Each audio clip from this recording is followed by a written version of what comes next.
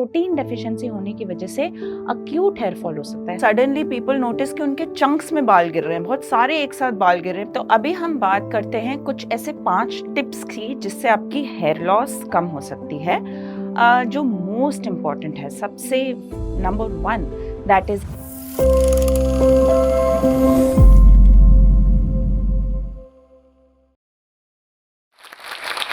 क्या आप लोग हेयर फॉल से परेशान हैं? और क्या ऐसा है कि आप सबने हेयर फॉल का ट्रीटमेंट किया है और उसका आपको रिजल्ट नहीं मिल रहा? आज हम डिस्कस करेंगे आपकी हेयर हेल्थ और स्कैल्प हेल्थ कैसे इम्प्रूव करनी है। नमस्कार, मेरा नाम है डॉक्टर अतुला और मैं एक स्किन स्पेशलिस्ट हूँ। I treat skin, hair and nails. So today we'll talk about specifically hair fall. तो अब बात करते हैं कि हेयर लॉस के क्या रीजंस होते हैं।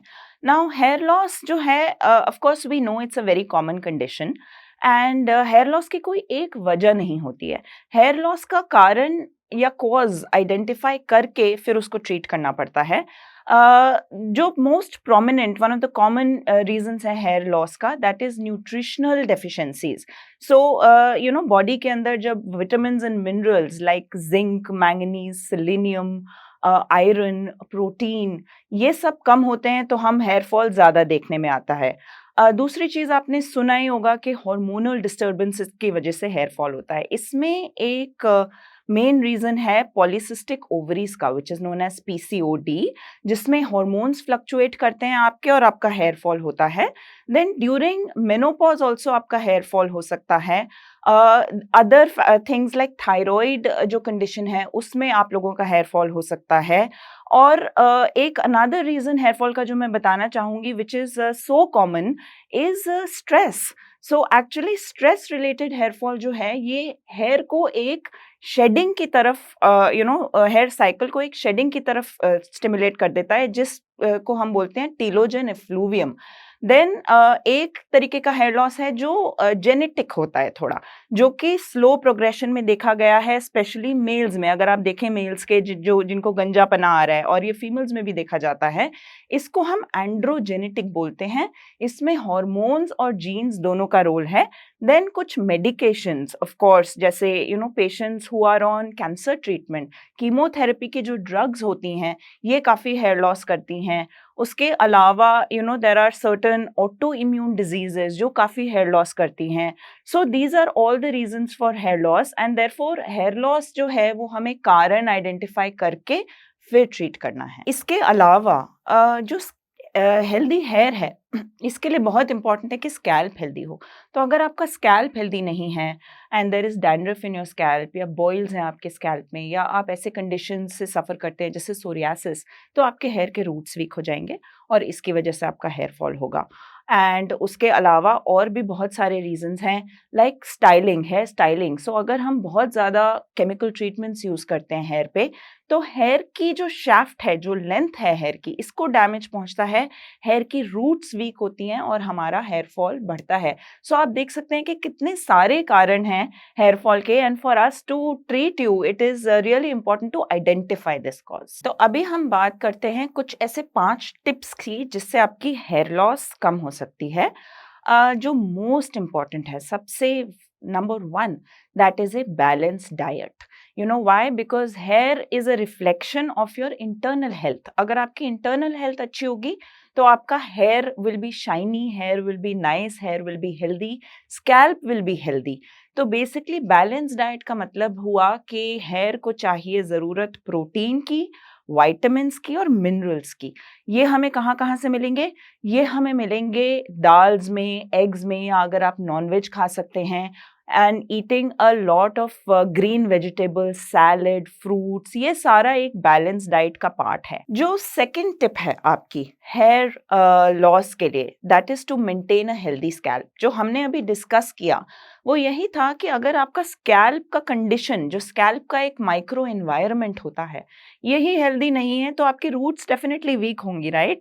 विच मीन्स दैट अगर कोई फंगल इन्फेक्शन है, अगर स्कैल्प में बॉइल्स हैं, अगर सोरियासिस जैसी कोई कंडीशन है स्कैल्प में, तो ये हमें ट्रीट करना है, वरना हमारा ओरिजिनल रीज़न जो है हेयर फॉल का, ये परसिस्ट करता रहता है। तो हेल्दी स्कैल्प या हेल्दी हेयर मेंटेन करने के लिए एक तो रेगुलर क्लेंजिंग, स्कैल्प को क्लीन रखना ऑब्वियसली ज़रूरी है, and you can use a mild cleanser which is a sulphate free shampoo, and accordingly अगर आपको कोई डिजीज़ है, कोई आपको प्रॉब्लम है, तो वो आपके डॉक्टर के हिसाब से आप प्रिस्क्राइब्ड शैम्पू यूज़ करिए ताकि आपका स्कैल्प हेल्दी रहे, because healthy scalp is equal to healthy hair at the end of the day. तीसरा जो पॉइंट है हेयर मेंटेन करने के लिए, गुड हेयर मेंटेन करने के लिए, that is avoid over styling. आप once in a while styling कर सकते हैं, but excessive bleaching of the hair, excessive use of heat on the hair, blow drying your hair too much from a very close distance, या आप बोल लीजिए using curling rods, ironing treatments, इन सब से जो आपकी हेयर फॉलिकल्स हैं ये वीक होते हैं और हेयर फॉल होता है। तो इसीलिए हेयर डैमेज भी होगा इन ट्रीटमेंट से, स्ट्रैंड्स का डैमेज होगा, आपकी लेंथ को डैमेज पहुंचेगा और हेयर की रूट्स को भी डैमेज पहुंचेगा। तो इसीलिए आपको ओवर स्टाइलिंग अवॉइड करनी है। नेक्स्ट, जैसे कि मैंने आपको पहले बताया कि जो हेयर फॉल है या हेयर जो है ये हमारी इंटरनल मेडिकल कंडीशन को रिफ्लेक्ट करता है, विच मीन्स दैट अगर मैं एक गुड लाइफस्टाइल मेंटेन करती हूँ, अगर मैं स्ट्रेस फ्री रहती हूँ, अगर if I manage this stress, then the hair fall is lesser. There is a particular kind of hair loss जिसको हम बोलते हैं टीलोजन एफ्लूवियम, जो कि एक स्ट्रेस फैक्टर के 3 से 4 महीने बाद दिखता है, जिसमें एकदम से बाल झड़ना शुरू होते हैं। नॉर्मली हमारा जो हेयर फॉल है per day, that is up to 100 is considered normal, लेकिन जब ये कंडीशन आती है तो सडनली पीपल नोटिस कि उनके चंक्स में बाल गिर रहे हैं, बहुत सारे एक साथ बाल गिर रहे हैं, पिलो पे बाल दिख रहे हैं या बाथरूम में बाल दिख रहे हैं। नाउ इस चीज को कंट्रोल करने के लिए controlling stress is the most important thing. And how will you control stress? It's pretty simple. सब लोग जानते हैं कि regular exercise, lifestyle changes, better sleep, better diet, yoga, maybe some meditation, breathing exercises, ये सारे आपको काफी हेल्प देंगे। So last जो हेयर केयर के बारे में मैं आपको बताऊंगी वो ये है कि आजकल सोशल मीडिया पे बहुत सारे ट्रेंड्स हैं कि ये एक शैम्पू है, सबको यही यूज़ करना है, ये ड्राई हेयर का शैम्पू है, ये ऑयली हेयर का शैम्पू है, ये इतना करना है। प्लीज़ ट्रेंड्स के चक्कर में don't fall out for trends is what I am trying to say. Most importantly consult with your dermatologist. हमारे पास जो सबसे ज़्यादा क्वेश्चन लोग पूछते हैं, या आपके भी दिमाग में एक क्वेश्चन होगा, ट्रेंडिंग है काफ़ी, कि क्या ऑयलिंग से हमें हेल्प मिलती है हेयर हेल्थ में? तो इसका जवाब मैं आपको बताती हूँ। जो ऑयल है मोस्टली, ये आप ज़रूर लगा सकते हैं। ये देखा गया है कि थोड़ी-सी ऑयल मसाज करने से जो स्कैल्प में ब्लड फ्लो होता है, फॉलिकल्स, हेयर फॉलिकल्स के थ्रू जो ब्लड फ्लो होता है वो इंक्रीज़ होता है, जो माइक्रो सर्कुलेशन है, ये इंक्रीज़ होता है, जिसकी वजह से हेयर की डेंसिटी बढ़ सकती है। लेकिन इसमें एक कैच है कि हमें ओवर ऑयलिंग नहीं करनी है। ये इसीलिए क्योंकि ओवर ऑयलिंग करने से अगर आपका स्कैल्प पहले से ऑयली है या प्रोन है फंगल इन्फेक्शंस के लिए, तो आपको डैंड्रफ डेवलप हो सकता है। ये इसीलिए क्योंकि ऑयल जो है it is like a breeding ground, it's like a nidus for a fungal infection. एक फंगल इन्फेक्शन होता है ईस्ट इन्फेक्शन, जिसकी वजह से डैंड्रफ डेवलप हो सकता है। सो ऑयलिंग के बारे में अगेन मैं ये बोलूँगी कि लाइट ऑयल एप्लीकेशन कीजिए। Oil application helps in conditioning the and nourishing the length of the hair. So जब आप ऑयल एप्लीकेशन करते हैं तो उसको मैक्स से मैक्स 3 से 5 घंटा छोड़ दीजिए, या 3 से 4 घंटा भी बहुत है। इसको आपको ओवरनाइट छोड़ने की ज़रूरत नहीं है, बिकॉज़ इतने में ये काम कर जाएगा। तो इसीलिए ओवर ऑयलिंग अवॉइड कीजिए, एंड अगर आप ऑयल करते हैं, you can use coconut oil. आजकल थोड़ी रिसर्च काफ़ी है, तो कुछ स्टडीज़ ये भी कहती हैं कि जो रोजमेरी ऑयल है, this is beneficial for increasing hair density. So most important two oils that I can suggest for you is people can use almond also. Mustard oil इतना हेल्पफुल नहीं है क्योंकि ये स्कैल्प को इरिटेट कर सकता है, ये काफी स्ट्रांग होता है, तो अगर आपके स्कैल्प में कट्स वगैरह हैं तो ये जलन पैदा कर देता है कई बार स्कैल्प में. और कोई प्रोडक्ट्स लाइक लोग लेमन जूस मिक्स कर देते हैं ऑयल में, ऐसा सब ना करें. बेसिकली प्योर कोकोनट ऑयल लगा सकते हैं, rosemary almond oil type use कर सकते हैं. तो let's talk about another thing now. क्या कुछ ऐसे हार्मफुल ट्रेंड्स हैं जो हमें अवॉइड करने चाहिए? Yes, I will tell you about some of these trends जो लोग करते हैं जो कि हमारे हेयर के लिए अच्छे नहीं हैं. सबसे इम्पॉर्टेंट और पहला point is hair tying, you know. So there are a lot of people, काफ़ी लोग बहुत टाइट पोनीटेल्स बनाएंगे या फिर बहुत खींच के बालों को ब्रेडिंग करेंगे, बंस बनाते हैं. इससे एक पर्टिकुलर सिचुएशन अराइज होती है जिसको हम ट्रैक्शन एलोपेशिया के नाम से जानते हैं. इसका मतलब कि because of the tight pressure on the hair, जो टाइट पुल जा रहा है बालों के ऊपर, वहां पे जहां पे बाल खींचते हैं आपके, वहां से हेयर का लॉस हो जाता है. ये काफी कॉमनली देखा गया है. सो ये आप ना करें, हेयर को लूजली टाई करें एंड हेयर का जो पोजीशन है आपका रखने का वो फ्रीक्वेंटली बदलते रहें ताकि एक जगह से हेयर का लॉस शुरू ना हो जाए. जो दूसरी चीज है जो आपको करनी है, not doing the following the trend, is to use over use of dry shampoo. So आजकल ये ट्रेंड है कि people are not able to wash frequently, so they end up using a lot of dry shampoos. Now इसके अंदर क्या होता है, dry shampoo में वॉश ऑफ तो होता नहीं है. So the problem is that ये स्कैल्प में बिल्डअप हो जाता है.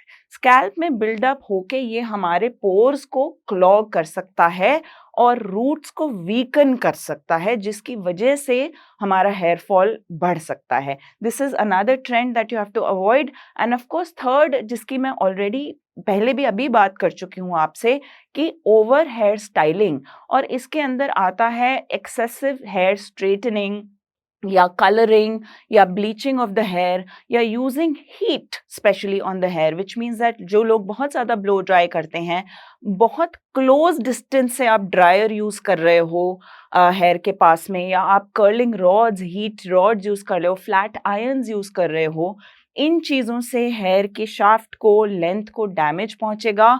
हेयर के फ्रिजीनेस भी आएगी, ब्रिटल भी हो जाएंगे, फ्रिजी भी हो जाएंगे, और आपके हेयर की रूट्स भी वीकन होंगी. तो ये लेंथ को भी डैमेज करेगा और रूट्स को भी डैमेज करेगा. तो ये जो ट्रेंड्स हैं मार्केट में, ये आपको अवॉइड करने हैं. और अगर आपको डेफिनेटली कहीं कंफ्यूजन है तो प्लीज आप अपने स्किन स्पेशलिस्ट से कंसल्ट करेंगे. तो आइए अब बात करते हैं हेयर केयर रूटीन का. I will tell you what can be your daily plan, and I will also tell you what should be your weekly or monthly plan. तो डेली केयर में जो सबसे इम्पॉर्टेंट है हेयर केयर में, that is gentle brushing. Take time to brush your hair. हम काफ़ी जल्दी में हेयर को डिटैंगल करने के लिए बहुत फोर्स से और फ्रिक्शन से जब हेयर को पुल करते हैं तो ये ब्रेकेज हो जाता है हेयर का. So take time in doing that. The second thing is, हमारी scalp like I said should be clean. तो हमको डेली यूज में या एटलीस्ट ऑल्टरनेट डेली तो आपको अपने पिलो कवर्स बदलने हैं. आपको अपना एक जो पिलो कवर रखना है, दैट शुड बी कॉटन और अ सॉफ्ट फैब्रिक, बिकॉज हमको friction, you can keep silk और satin also, but you have to avoid friction. और जो तीसरी चीज है जो डेली रूटीन में इंपॉर्टेंट है, that is protection of the hair from excessive sun exposure. Because sun आप जानते हैं जैसे स्किन को डैमेज करता है और एज करता है, वैसे ही हेयर को भी डैमेज करता है और एज करता है. So sun protection and protection from the environmental aggressors, which means pollutants and all of this in the air. हवा में जो चीज़ें हैं जिसके लिए आप अगर बहुत बाहर हैं तो आप थोड़ा प्रोटेक्टिव कैप, स्कार्फ, अम्ब्रेला, ये सब चीज़ें आप यूज़ कर सकते हो. इसके बाद आता है कि वंस अ वीक आप क्या कर सकते हो, और या वीकली रूटीन, मंथली रूटीन में आप क्या कर सकते हो. Cleansing is very important. I have said that before that अगर मेरा स्कैल्प क्लीन रहेगा तो ही मेरा हेयर ठीक रहेगा, व्हिच मीन्स मुझे अपने स्कैल्प के अकॉर्डिंग एक क्लेंजर यूज़ करना है। सल्फेट फ्री आप यूज़ कर सकते हो, जिसको आप 2 से 3 बार, हम तो बोलते हैं 2 से 3 बार मिनिमम कर सकते हो आप। लोगों को लगता है कि बहुत ज़्यादा हेयर वॉश नहीं करना चाहिए, but 3 to 4 times is recommended, specially in summer weather या ह्यूमिड वेदर है अगर, तो ये रिकमेंडेड है। दूसरी चीज़ जो है that is conditioning. Of course once a week आप एक थोड़ा डीप कंडीशनिंग कर सकते हो अपने लेंथ के लिए, सो दैट आपका लेंथ फ्रिजी ना रहे। And the next thing is कि आप जैसे कि हमने ऑयलिंग डिस्कस किया, आप हेयर ऑयल को थोड़ी देर लगा के लेंथ पे उसको लगा के छोड़ सकते हो, जिससे आपके हेयर में शाइन आएगी और उसको नरिशमेंट मिल जाएगा।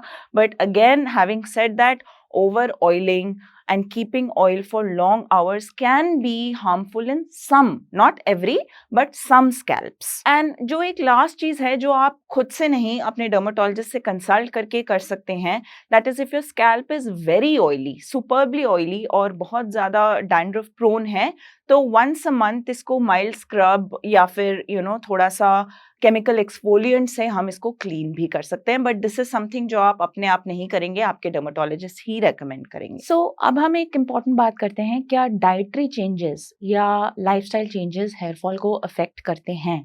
I would say definitely, and I think this is one of the main reasons, because हमारी लाइफस्टाइल, हमारा बॉडी हेल्थ, हमारा हेयर हेल्थ अफेक्ट करता है 100%। नाउ ये जो डाइटिंग का थोड़ा सा है, जब आप क्रैश डाइट करते हैं ये मत कीजिए, बिकॉज हमने बात करी थी acute shedding of the hair की, ठीक है, जिसको हम टीलोजन एफ्लूवियम के नाम से जानते हैं, that is the medical terminology.